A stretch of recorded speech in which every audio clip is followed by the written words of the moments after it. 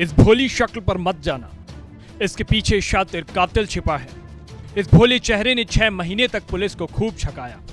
वो कहते हैं कि हत्यारा कितना भी शातिर क्यों ना हो, कुछ तो सबूत छोड़ ही देता है। लेकिन इस मामले में ऐसा बिल्कुल नहीं था, क्योंकि पुलिस को ना तो सबूत मिला और ना ही अपराध की वजह। इतना ही नहीं, जिसके साथ अपराध हुआ वो भी नहीं मिला। वक्त बीतता गया और आखिरकार वो दिन भी आ गया जब अपराधी को उसके किए की सजा मिलनी थी। दरअसल ये कहानी है भरतपुर के नौह गांव में रहने वाले पवन और उसके परिवार की। एक रात पवन नाम का शख्स अचानक घर से गायब हो जाता है। परिवार हर जगह ढूंढता है लेकिन कहीं नहीं मिलता। पवन दिल्ली में काम करता था, पत्नी का नाम रीमा था, वो भी दिल्ली में रहती थी। यहाँ होती है तीसरे शख्स की एंट्री। नाम है भागेंद्र, वो भी नौह गांव का ही है और दिल्ली में इनके पड़ोस में रहता था। वहीं पर भागेंद्र और रीमा की मुलाकात हुई। धीरे धीरे ये मुलाकात नजदीकियों में बदलती गई। पवन काम पर जाता तो रीमा भागेंद्र को बुला लेती। दोनों साथ घूमते, भागेंद्र उसे गिफ्ट भी लाकर देता था। इस दौरान दोनों के बीच कई बार संबंध बने। 2021 में पवन ने दिल्ली का काम छोड़ दिया और रीमा के साथ वापस भरतपुर आ गया।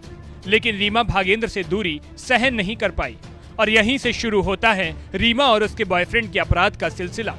भागेंद्र से मिलने के लिए रीमा ने साजिश रची, जिसके बारे में पति पवन ने कभी नहीं सोचा होगा। दरअसल रीमा रात को पूरे परिवार को खाना, दूध, चाय में नींद की गोलियां मिलाकर दे देती है। नींद की गोलियों का असर होने के बाद बॉयफ्रेंड को बुला लेती है। जिस कमरे में पति सो रहा होता है वहीं दोनों मिलते हैं। लेकिन एक दिन ऐसा भी हुआ जिसके बारे में रीमा और उसके बॉयफ्रेंड ने कभी सोचा भी नहीं होगा।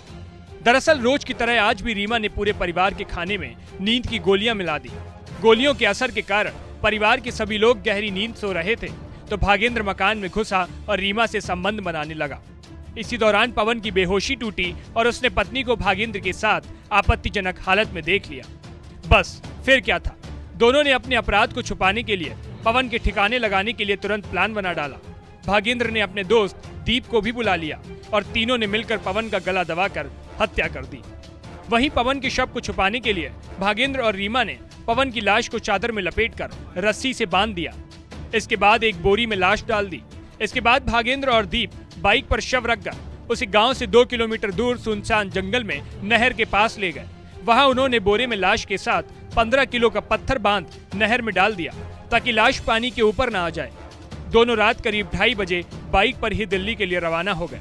सुबह 8 बजे दोनों दिल्ली पहुंच गए। वहीं रीमा पति के गायब होने का नाटक करने लगी। परिवार ने भी पवन को तलाशा लेकिन वो कहीं नहीं मिला। इसके बाद पवन के पिता हरिप्रसाद शर्मा ने चिकसाना थाने में बेटे की गुमशुदा की शिकायत दर्ज करवाई। इस वारदात के बाद रीमा और भागेंद्र ने अपने अपने मोबाइल फोन से बात करना बंद कर दिया। लेकिन 1 महीना पहले पवन के पिता हरिप्रसाद शर्मा ने अपनी बहू रीमा और उसके प्रेमी भागेंद्र को आपत्तिजनक स्थिति में पकड़ लिया। आपत्तिजनक हालत में पकड़ने के बाद बेटे पवन की हत्या के सिलसिले का शक गहराया।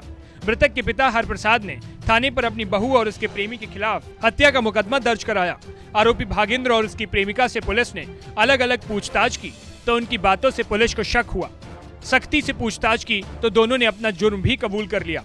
पुलिस ने नहर में जब मृतक के शव की तलाश की तो अवशेष स्वरूप हड्डियां ही पुलिस को मिली। पवन की शर्ट पैंट के साथ पर्स और लैमिनेटेड कागजात भी पुलिस को मिले।